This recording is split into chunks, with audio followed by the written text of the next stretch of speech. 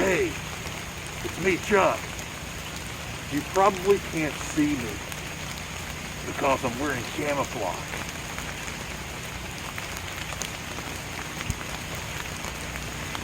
Don't be like me, hiding in the shadows.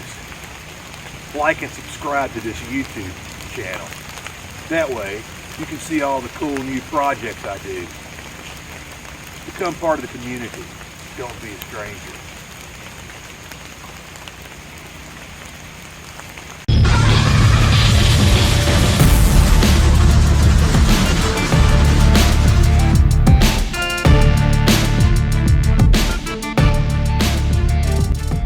It's Chuck. Out here in the shop on a rainy day and trying to get my tubing bender back in action. So, show you what I got here. Here we have our Woodward Fab tubing bender.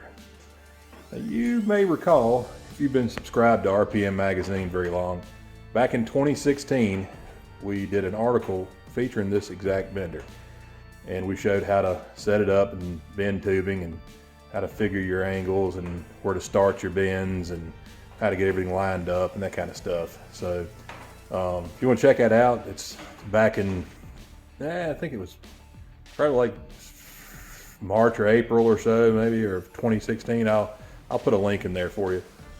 But anyway, so now we're at the new shop and trying to find a place to put this thing. And there's not a lot of room in this place.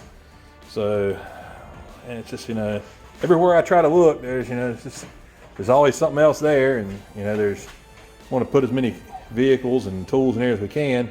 It's not a good idea to just stick something in the floor and mount it permanently that you always got to walk around, especially if you only use it every once in a while. And this is something that we use maybe once every couple of months or something, if you got to add a tube to a cage or make something that you need. But so we decided we was going to make it so we can move this thing around. So I found some casters. I probably use like 2 of them or something to make it. We can pick it up like a wheelbarrow. But these came off old toolbox or something. But anyway, there's one problem with that. When it's not mounted to the floor, and you're putting all your power in this thing to use the leverage of the machine there to bend your tubing, what you're pushing against is the bolts in the floor, or else the whole thing would just turn. And you don't want that. So what do we do? It's got to be a solution. So I said, it's got to be a way. Take this off, and we're going to take all this stuff off. We're going to put a hydraulic cylinder in there. Maybe even run it off of compressed air. We can bend this stuff, and it just pushes against itself instead of the floor. That'd be a great idea. Only if somebody made something just like that. Well, they do. And it was actually their idea. I never thought about it till I saw the product, actually. But anyway, Swag Offroad. These guys are big into off-road stuff, Jeeps and that kind of stuff. But they're pretty crafty in the fabrication side of this stuff, and they really make some cool little tools and stuff to make fabrication easy for you. And anyway, they got a kit to do exactly that. So we ordered one. Let's check it out. All right. Here's our package that came in the mail from Swag Offroad. It's kind of heavy. Let's see what we got in here. I wonder if they gave us a sticker. That'd be awesome. Great day. They do not want nothing falling out of that.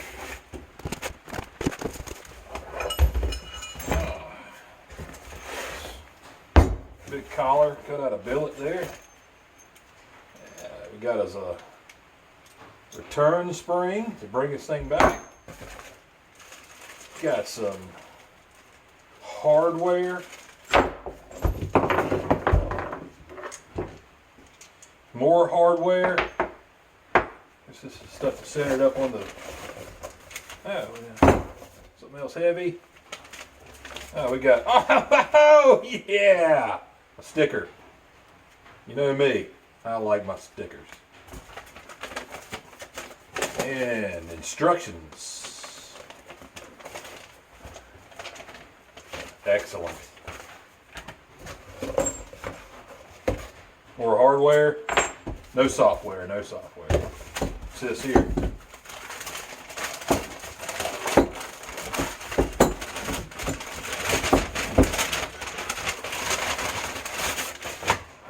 Big heavy plate there, and a less heavy piece of bar stock, flat stock. All right, that's all you get there. This is what you need to make that work. It's got to get us a hydraulic cylinder so we can put this thing together. All right, so to make our tubing bender stand portable, we're going to put some wheels on it, some casters on it, but not just going to put them right on the base because it's kind of a narrow bottom there that would probably get a little top heavy with tubing sticking through it. So I'm going to make the platform a little wider and bring it out on each side where the tubing usually hangs off of by using some of this angle iron / an old bread frame from the dump. So we're going to just cut this up and make our platform a little wider.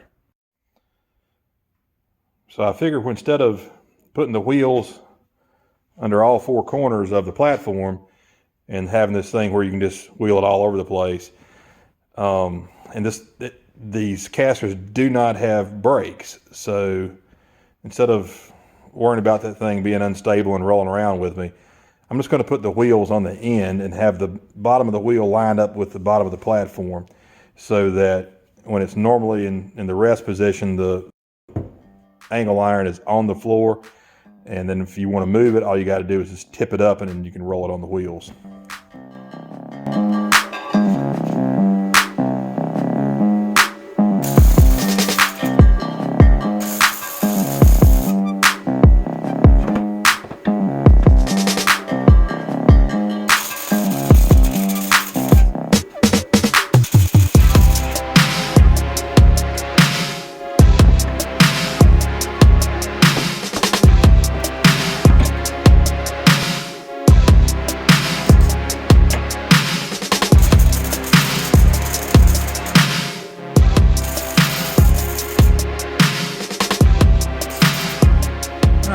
So you see there was a bolt hole right in the middle where I had to weld there, but anyway. So there's the bottom stand section that gives it a little bigger footprint. You can see we got the wheels on the back, and I didn't put bolts through it, I just put a little weld on each side because welding is easier than drilling. All right, the next step is to take the ratcheting assembly off of here, the ratchet assembly. So what we're going to have to do is just take this bolt off right here and just remove this section, because that's where the little collar is going to fit that our hydraulic cylinder will be mounted to. So let's go ahead and get that off. Wow, living on the edge. All right, so here's our next part of our project, is an air over hydraulic ram. This one here is the one this thing was kind of designed around. It is the Harbor Freight Pittsburgh 8-ton air over hydraulic long ram. And you can get this thing pretty much any day at Harbor Freight for $99, $95 or something like that. And I'm sure it goes on sale every once in a while. So let's open it up and take a look at what this thing looks like.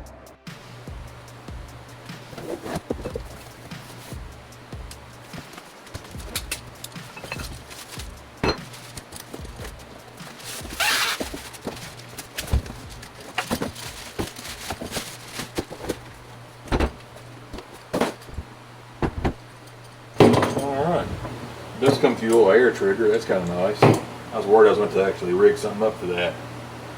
So let's see what we got to do next. Alright, so one of the first things we say to do here is we're going to take out this little pin. Usually to let the pressure off, to release it, you'd stick this thing on here and turn it. So you don't have to do that. Swag provides this nice little machine thumb screw that you can just turn by hand. So we gotta get this pin out. So let's see how hard that's gonna be to do.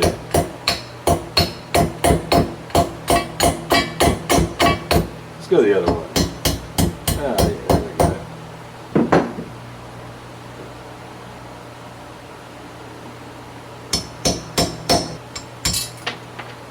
Alright. And this goes on. We gotta line it up with the hole there. I need a little light on this subject. Let's see.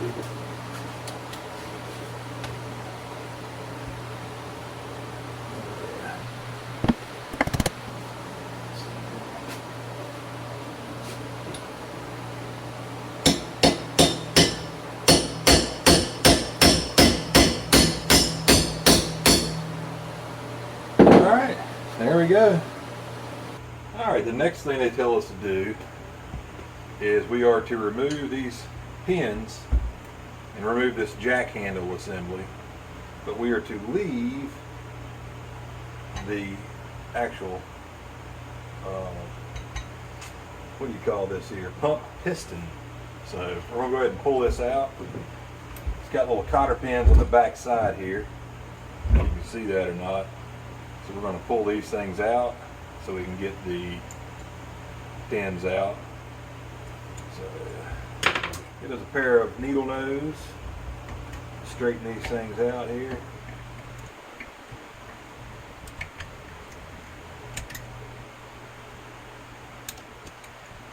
Taking a hook here and trying to hook this thing.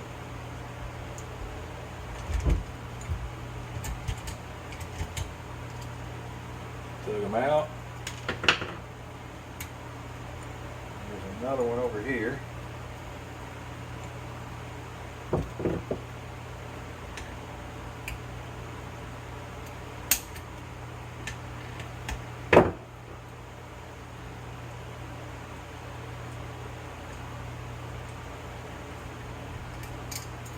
Pop that one out.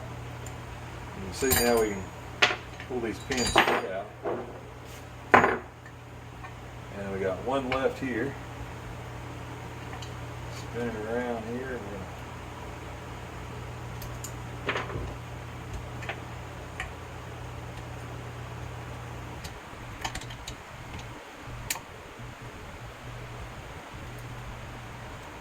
Grab a hold of that one, straighten it out.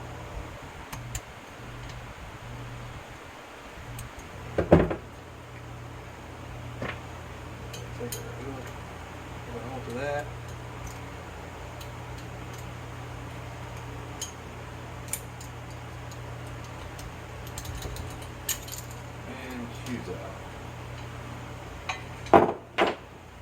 Alright, so that's off. Then they want you to reuse one of your cotter pins and one of your dowel pins. And we're going to stick one of these on here. And this is, I think, what you're going to end up hooking your return spring to. So let's pick one of our pins that are least mangled and straighten it out a little bit here.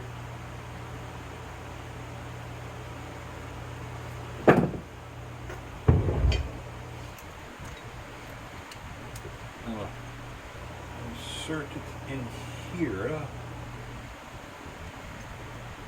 and we're going to bend over our cotter pin.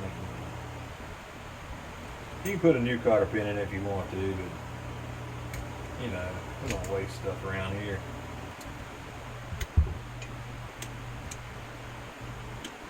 Now, for reference, I didn't know this until I was probably 20 years old. These things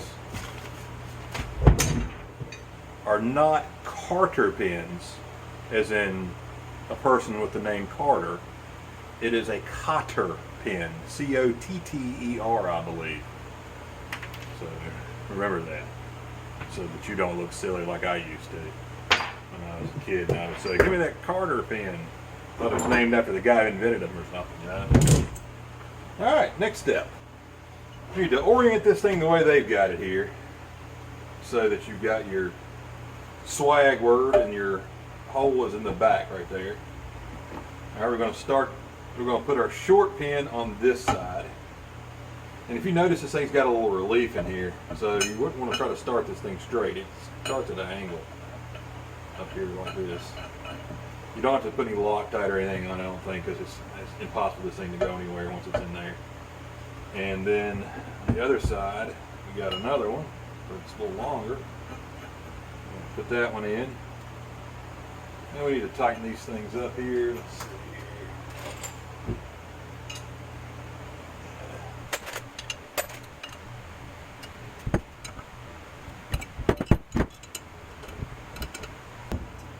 Not quite the perfect size Allen key there. You do in a pinch. All right. Now we need to spread this apart so that we can get this little shim they give you in between there, and then move on to the next step. So we're going to put a screwdriver in there. I'm not going to get it in there if it's not. I'm going to start on the edge here.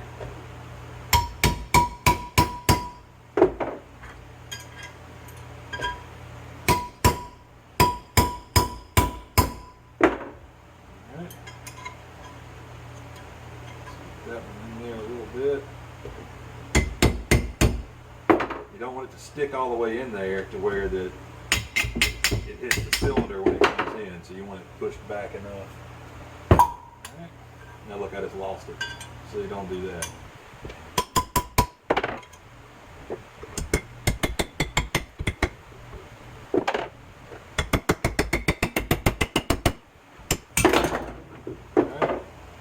Now we want to knock it down to get it more centered, because we're going to use these long screws to push into this to spread it even more. So now we're going to get it kind of centered up there. Finger in there and feel, make sure it doesn't come through. The other side down a hair more.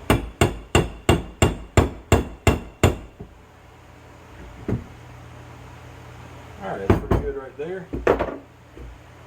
Now, they say to grease these things up so you don't gall up your threads. We're going to grease this thing up. You know, we'd be using some arc lube in here. So we're going to start 2 of these in here. Actually, you know what? I think we get started on this side, where the threads actually are. Now when you go to put this thing together, you're going to want to put it in this side with the shorter ones, where they have the recess for the head to go in.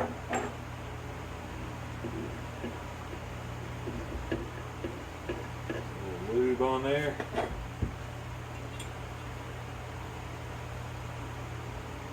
Start this one in here too.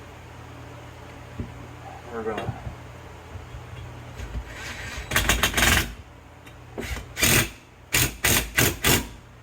and it does work. You can just push it in there and you see we spread that thing apart. You see we've got a nice gap in there now. And we'll be able to adjust that as we try to slide it on. Now, according to this, you want these that way on your cylinder. So if we've got our cylinder looking at us, let's turn it just like how they've got theirs so we don't make any mistakes. So we're going to spin this thing around again. And with it facing that way, we want our short one out, just like so. We're going to try to slide it on there. And it goes right on, just like so. And they say to push it on just as far as you get past the bevel.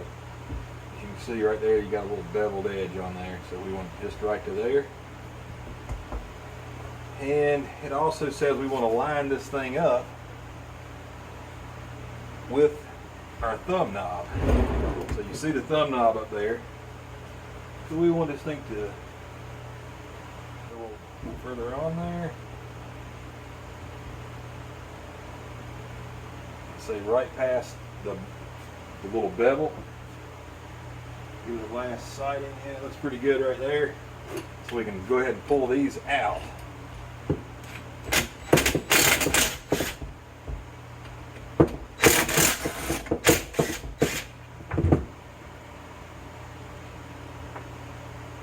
Put these bad boys aside for later use some other day. And we got to get this out.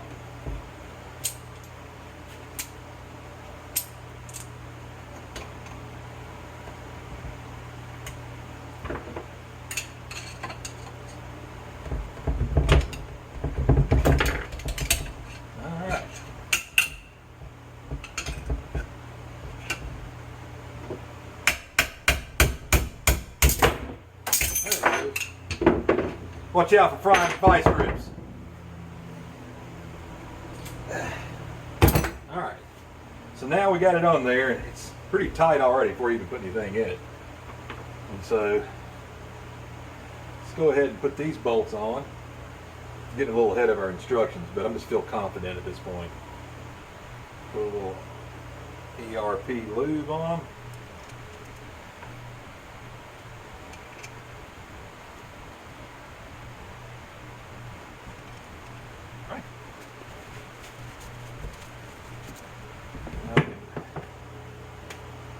Tighten her on down here.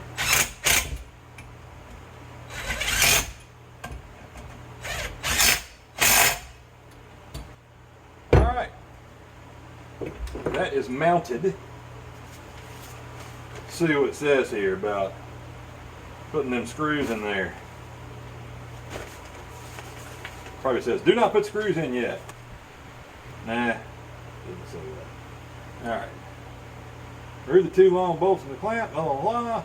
Torque down to 3 long to 25 foot-pounds. All right, 25 foot-pounds it is.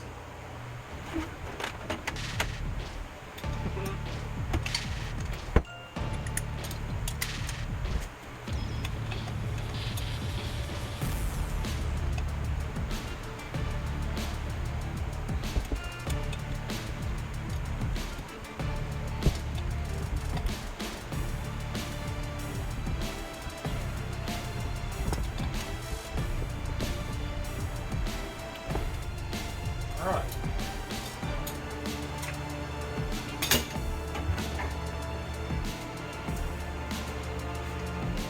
On to the next step. We got to take it off the stand. We finished putting on our hydraulic ring. Also, you notice I put a little fold out leg on it to give it a little more stability when you got big pieces of tubing hanging off of it.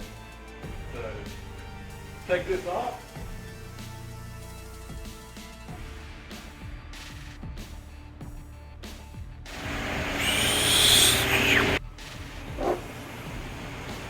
Alright, now we're going to loosen both of these up. Got to take these off. This side, 3/4 inch on mine. I don't know what yours is.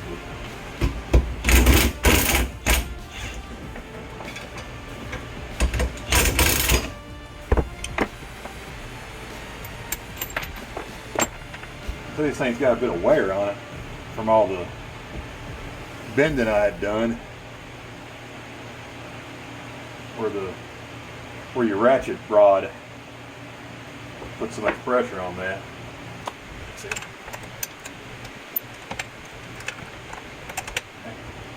We're going to put that one right back on. And it said to lube these things up, so put some arc lube on there. Go and just slather her on down. Let's put some in the holes too.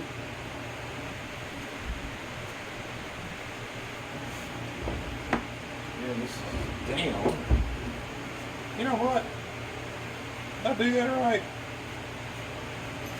I don't think I did. This needs to actually be down so that your thumb knob is on the top. And so I actually have the I actually have this on upside reverse from where it needs to be, because you want the long one down so it can go all the way through your mounting your base So we're going to probably turn this thing around here. Really one of the times you kind of need more than two hands. But I don't have that. It's got two.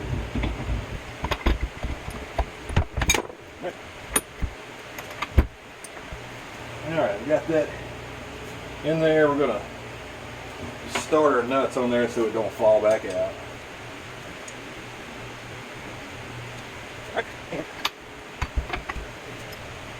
Let's put this back in place.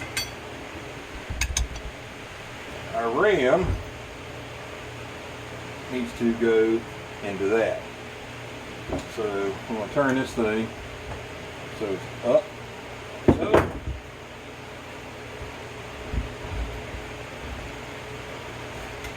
And this, we've got our two spacers.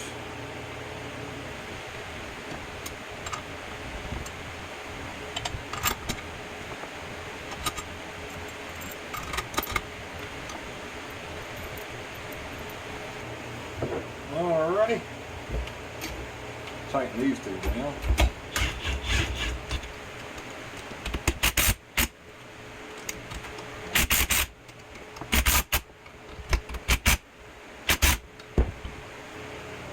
And our return spring needs to go, I guess it goes through here. All the way back to here. Boy, that's going to be hard to reach. To it a little better there.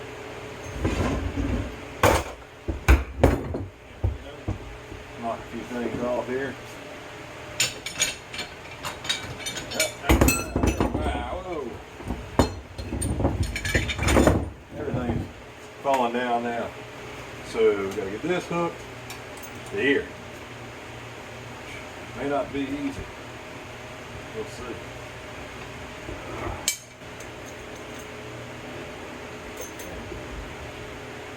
Oh yeah, there we go. And that will pull it back after you let the thumb knob loose.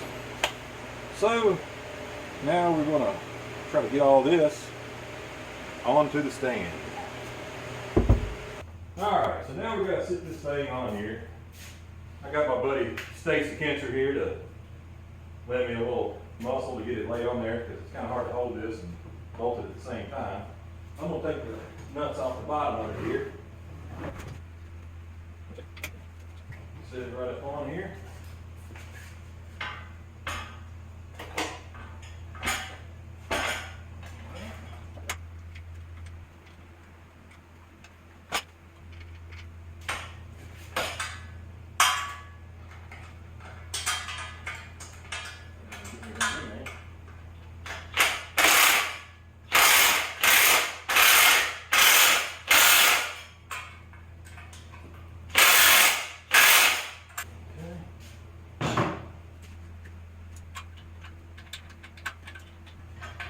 And from what Swag says, you want to not tighten these too tight because this thing has to be able to swivel, so you don't want it to be over tight. So now here we have our finished product. So let's give it a little try out and see how it does. Here we go. Oh, tighten your thumb screw.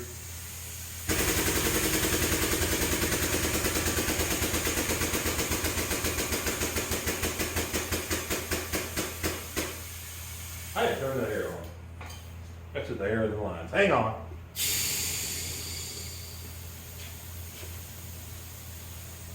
Take two. All right. I highly do not recommend these high flow 1/4 inch bits. Here's why. They're horrible. Anyway, got this thing chucked up in here with a 1¼ inch piece of thick mild steel. I think that's like, I don't know, 125 or something like that. We're going to give this thing a try here.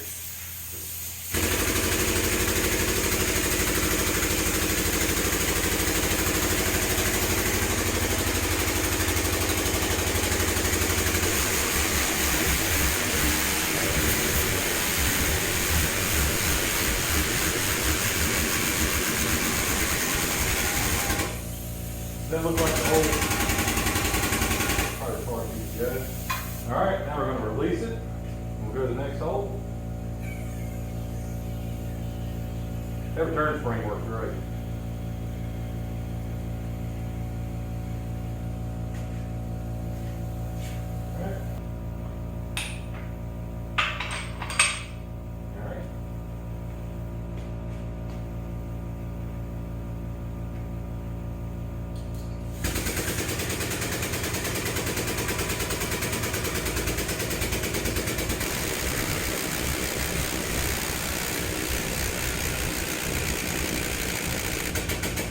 Now I don't actually have the pointer on here. It's laying over there somewhere. Right here. But the good thing about doing this is you're not over here fighting with this giant handle on it and then looking back here trying to see when you get to the right angle. With this, you could literally just stand right here and look at it as you're going. And see when you're at the proper angle.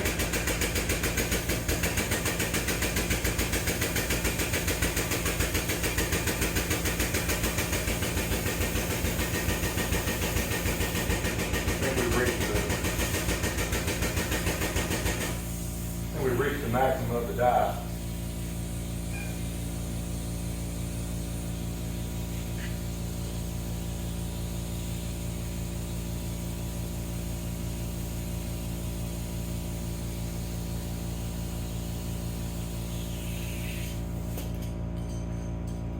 Again, very bad. This, very good.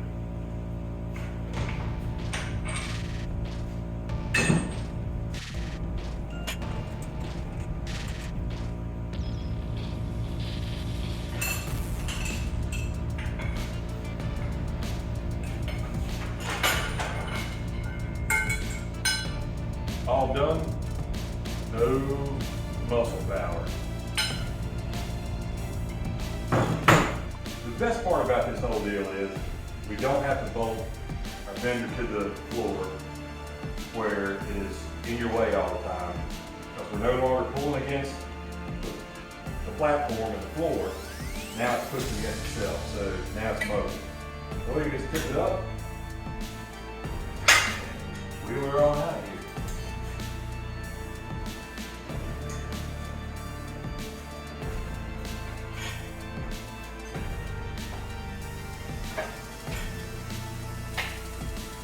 Chuck out.